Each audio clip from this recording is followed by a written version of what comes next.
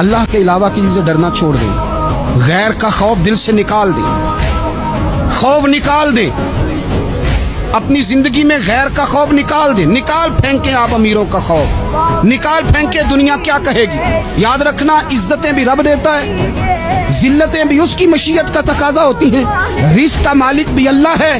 حضرت مولا علی سے کسی نے کہا کہ آپ اپنے ساتھ حارس کیوں نہیں رکھتے، گن مین کیوں نہیں رکھتے، باڈی گارڈ کیوں نہیں رکھتے؟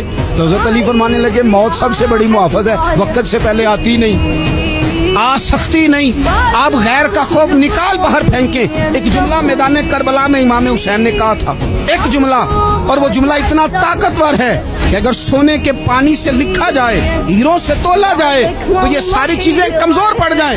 امام علی مقام میدان کربلا میں جب گھوڑے پہ سوار ہوئے، اللہ اکبر کہہ کے میدان میں آئے اور آپ نے یزیدیوں سے کہا کہ تم ظالم ہو، جابر ہو، فاسق ہو، اطاعت تمہاری نہیں قبول کی جائے گی، اب بتاؤ لڑنا ہے کہ کیا کرنا ہے؟ جب وہ لڑنے کے لیے میدان میں آئے تو امام نے ایک جملہ کہا، فرمانے لگے لوگوں گواہ رہنا، آج میں نے عزتیں خرید لی ہیں اور ذلتیں دور کر دی ہیں۔